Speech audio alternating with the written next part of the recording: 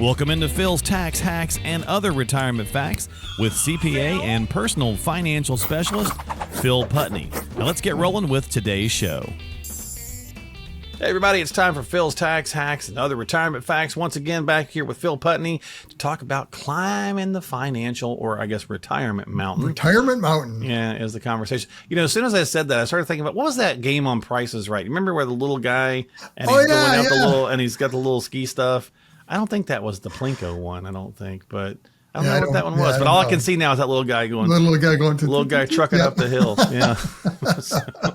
But you know what? I mean, you know, I heard advisors say things like, Phil, like, you know, the climbing of the mountain is the easier part, right? And just like Everest, the descension is usually where more people pass, like on Everest, like there's statistics that see people pass away on the way down.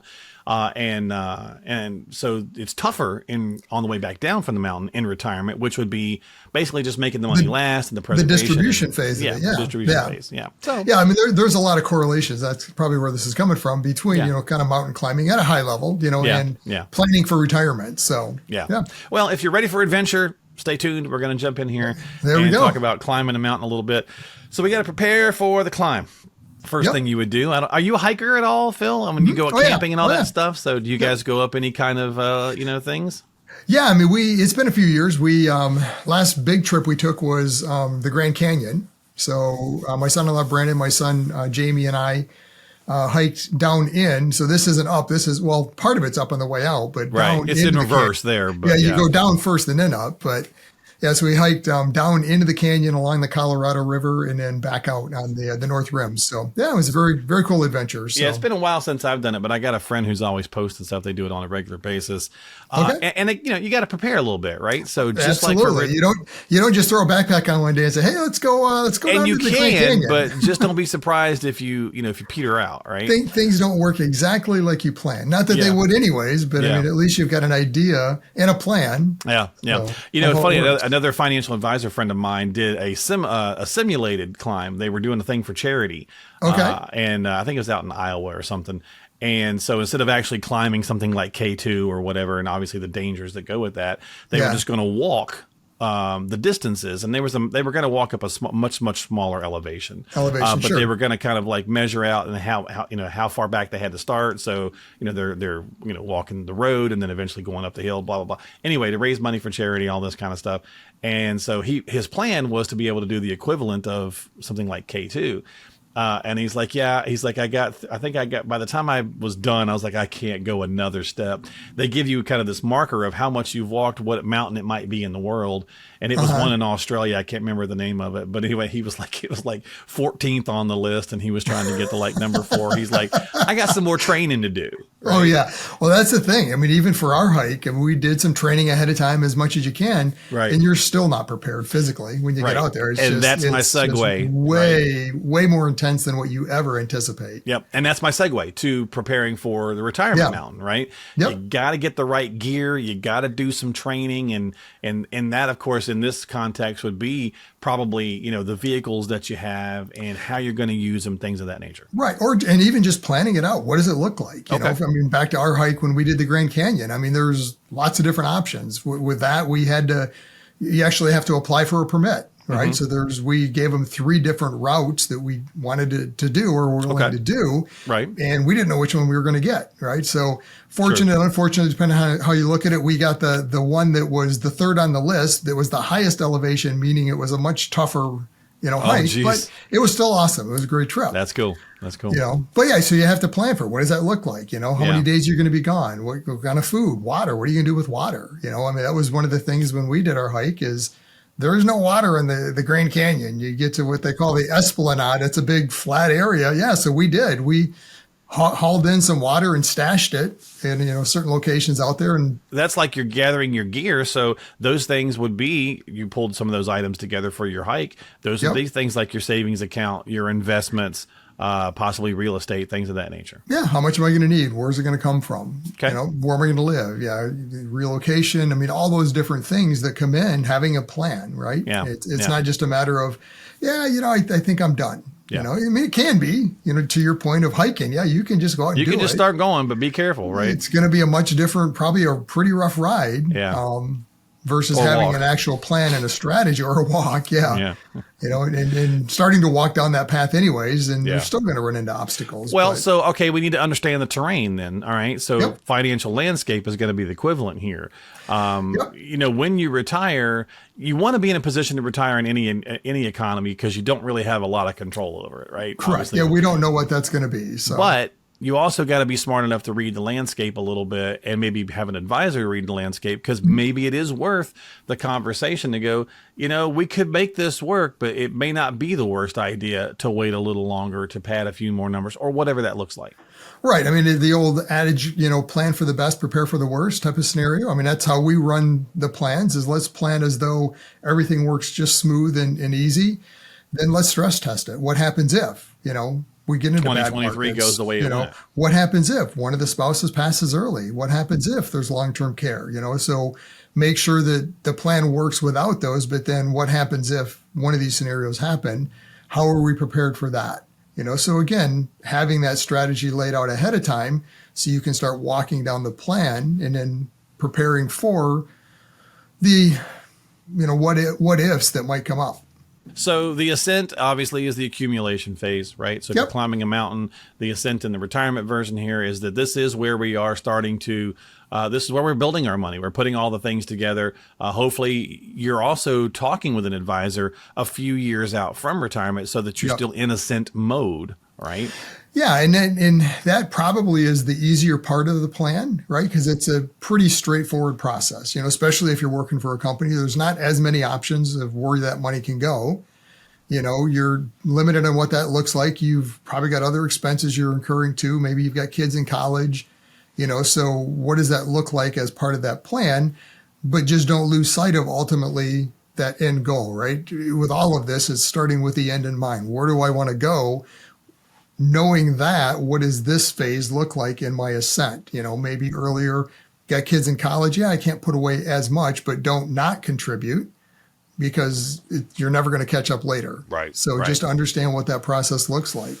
Okay, well, if you're thinking about the little hiker guy on Price is Right. Price is climbing Right, up the mountain. There you go. or We'll whatever have to the get case him on is. the screen, right? Yeah, right. We should put a little hiker. Cam, put a little hiker guy on there, moving his way up. Cameron is our editor, so hey, Cameron. So if you're working your way, up a mountain, you typically stop, have camp setups, whatever the Yep. case is, rest spots, whatever the case is. And so on your way to retirement, you're probably going to have some of these milestones that you're kind of checking off, right, as well. Yep. And that's where we get into these conversations about debt, or getting the house paid off, things of that nature. Yeah. Yeah, absolutely. So base camp in hiking, I mean, you get to a certain plateau and kind of adjust, see where you're at. You plan on certain weather. What's the weather look like going forward from there? Is this the right day to do it or not? Same thing in retirement planning. You've laid out this whole plan. You need to have these milestones along the way that check in. How, are we on track? Do we need to adjust some things? I think the house is probably a big one on this, Phil. It's like, okay, because we get emails and stuff. The question is, hey, I've got enough money sitting here, and the mortgage is now in that like really manageable, pay it off in one chunk kind of spot. Right. Is it the best move? We get that often, right? Hey, I've got 75,000 left on the mortgage, and I've got, these 3 different accounts. I could easily pay that off. What's the right move? Right. Right. And that's kind of where that analysis comes back in, because, okay, well, all right, yeah, technically you have it. So are you going after the emotional, oh, thank God, I'm just done with this feeling? And Right. does that outweigh the logic or the math that says, yeah, but your mortgage rate's only 3%. We can make more with that 75 grand, Or you've got more flexibility too. So I mean, there's pros and cons to any decision. And it's funny because I always say there's 2 rules that govern, right? Any decision. There's the head rule. That's all the math. I can give you all that. I can tell you what financially makes sense. But then it's there's important. And it's important. But then there's the tummy rule, right? That's the gut. That's the, and at the end of the day, a lot of times that tummy rule governs. And it's okay. Just know that the pros and the cons. If financially it's not going to harm you, then yeah, go ahead and follow that, because that's what you're comfortable with. And it may financially harm you, but if you've made that decision, you'd be prepared for it, right? Right. And that's really the whole goal in the financial planning process, is knowing pros and cons and making informed decisions along the way. Yeah, You're I know not the just- risks, but just I'm doing walking it. into this blindly. Right. Which is like climbing a mountain. I mean, I know the risk, Right, but I'm same doing it thing. anyway, right? Yep. So changing weather, you mentioned that, right, a little bit. Yep. So obviously, if you see a storm rolling in, hopefully you're like, okay, we're going to base camp here for a little bit. We're not going to stroll on up. But financially Right. speaking, it's a little different if you think about it in some ways, because again, we talked about it earlier, and often that you want to retire in any environment, but at the same time, you can kind of use that as the weather analogy, right? The financial landscape. Maybe you can't stop retirement from coming, right? Maybe there's some reasons Right. that you're going to have to go ahead and move forward, and you can't delay it another year. So then you're just going to have to kind of ride that storm out as best you can. But there's ways Right. to strategize on how you're pulling money and times and all that kind of stuff, correct? Right. So maybe you have to adjust your plan a little bit according to what that market condition is at that point. Maybe you Right. have to that first year not spend as much as you plan, Okay. and maybe delay retirement, if that's an option. If it's optional, if right, it may not retirement's be. in your control. Yeah. I think back to the COVID timeframe. That was Sure. kind of one of those scenarios. We had many clients that were planning on retiring. A lot of them ultimately didn't, just because at the end of the day, I can't do anything anyways, and Right. they're allowing me to work from home. So, okay, I think I'll push this out a year or two. And that's a good option that they could be allowed. Some weren't. Some Right. just may not Some have a job weren't. at all. Yeah. Right. Some were let go during that process. Yeah. You have to understand again what your options are, make that informed decision based on what is happening in the economy and the market at that stage. So Yeah. Okay. All right. So we're climbing the financial mountain. We get to the mountaintop. Yep. All right, we're finally at the summit. Yeah. We take in the beautiful views. We're ready to retire, basically, right? Yep. It's like, okay, now I'm ready to just kind of enjoy some things, but I know I got to walk myself back down this mountain as I'm aging. That's where the slippery slope comes in. That's where the fear comes in for most people too. I'm sure that, I've never climbed something like Everest, obviously, but I imagine it's also a little nerve wracking, working your way back down through all that terrain. But for retirement, it's the same kind of thing, because then what kicks in is typically did I make the right choices? Do I have the stuff in the right spot? And am I Right. going to be okay to make it through? And even if you have all that laid out with a plan, it's still going to feel a certain way, I think, because right. it's just human instinct to be a little scared, right? Yeah, that first entry into retirement for anyone is I don't want to say fearful or scary, but it's a change, right? Bottom line, It'll make you kind of catch your breath a little, right? Yeah, you're used to going to work every day. You get a paycheck. The direct deposit comes in once a month or a quarter, or a week or whatever it is for you, right? So you had this regular money coming in, kind of you're in this routine. So now you're retired. It's like, oh, no more money coming in the bank. Well, where does that come from? And that's a big shift for a lot of people. It's like, well, I've got to start spending that money. Well, I'm not used to that. I've been saving. I'm not supposed to touch that money. Well, that's what you saved for. But it really comes back to having a plan, and it's funny because most people, when they think of retirement planning, the summit is the goal, right? There's the old advertisement. What's my number? The whole focus of that is how much do I need to retire? Well, that's great. You have to understand that side of it. That's the ascent, climbing up, planning for. You're there. Well, that's great. Now what do I do? How do I take the money that I've accumulated and make it work the rest of my life? That's huge, because now you get into taxes. You get into strategies around that, longevity. There's all these different things you have to plan out and understand. How do I best maximize these assets, minimizing my taxes to make this work throughout my lifetime? Well, that's the big one right there, is the longevity, right? So we'll talk about that for a second. It may take you a while to get back down the mountain, right? And so in this case, Hopefully it does, yeah. Until you pass away, right? So, but let's say you worked for 30 years and then you retired for 30 years, right? That's a long time to not have a paycheck coming in. And of course, it's part of that planning process, but that is a real struggle for people to sometimes feel like, okay, let's just use $1 million because it's arbitrary. Right. I got to $1 million. Is it really going to last me 30 years? Because it sure doesn't seem like it, it would have lasted it while I was working. So I get the worry there, right? And that's where you need those reviews and those updates and those changes. But you also have to have, you can't go into it and say, well, now that I'm here to the summit, I don't want to take any more chances, right? Come airlift me off this mountain, for example. I don't want to go back down, right? Because that's not going to happen. You need not to an be option exposed. at that point. You got to be exposed to risk on the way back down, because you're going to have to make some of this money also make money over that time period. You've got, to your point, 20, 30 years in retirement. Yeah. And that's to me, in the retirement planning process, one of the biggest mistakes I see is people underestimating that. right? They're thinking, oh, there's no way I'm going to make it to, age 80. My mom, my dad, they only made it to 75, and there's no way. What happens if, right? You have to plan for what that might look like, because you don't want to be. And I've got a funny little cartoon that I bring up in my seminars of Pickles, and it's got Earl sitting on a park bench at age 87, contemplating, I don't know if I've got enough to live to that age, or I shouldn't say he's not 87. I think he's probably in his 70s at that point, but thinking, well, I'm supposed to be living to 87. I don't know if I've got enough, right? So it's one of those things. What does that look like for you? Understand longevity and make sure you're planning accordingly. So yeah, my mom and I was taking her back from a doctor's appointment the other day, and she just turned 82, and she was sitting there. She's like, "Do you think I'll make it to 90?" And I was like, "I don't know, probably, but at the rate you're going, you're doing pretty good. I would think that you probably could. How do you feel about it, right?" And she's like, I want to. And I said, well, of course you want to, right? Yeah. And it's like, and the age old question comes in is like, well, what's the quality? As long as I can take care of myself for the most part, right? I need some help here and there, but I want to be able to feed myself, and, all those things where, maybe different, you need to be looking at some things like that with life insurance or various different things that you might need to help you out in that area. And she's by herself, right? So it's certainly a big concern, but it's interesting, talking with somebody, and I know you talk with folks all the time that truly are at that age where they kind of think, do I have, a year left, or 2 or 5, or it's really, we could all pass away at any time. You're one car accident away from whatever. But I think there's something inherently interesting talking to folks who are truly like 80 plus that that have these kind of existential moments, wondering, I wonder if I will see, a couple more years or whatever. Yeah. So I'm sure it's daunting. It is. And you bring up an interesting point, because that's oftentimes when we're going through this discussion of longevity, people think, well, I don't know if I wanted to live to, 85, and what's the quality of life then?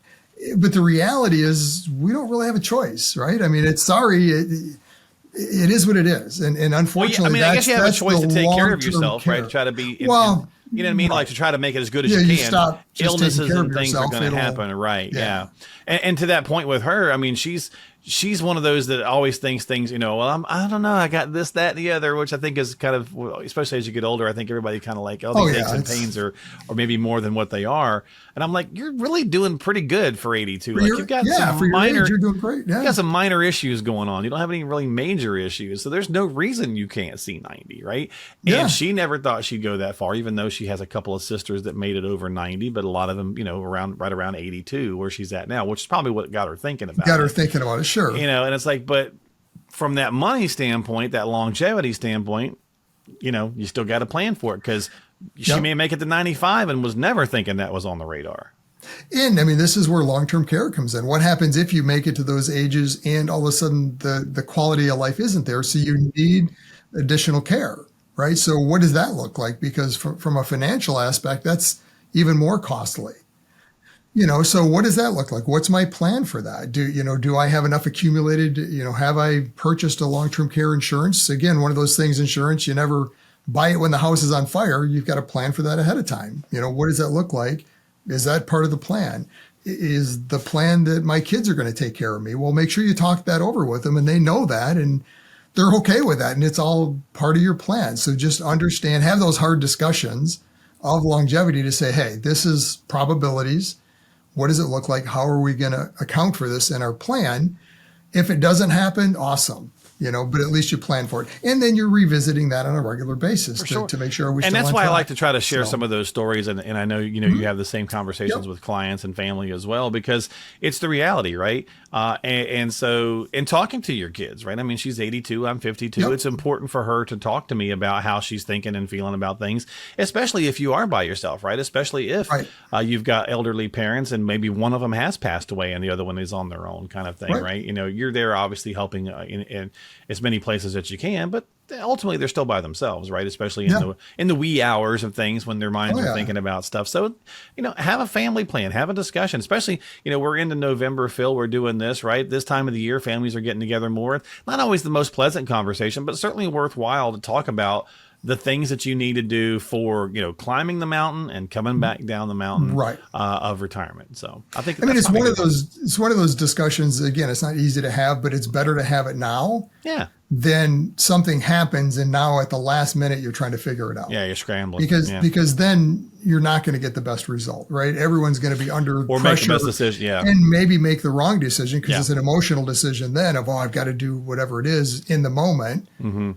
Have those discussions up front just to see, hey, what happens if? Is this an option? If not, then what are some options? How does this look like for our scenario?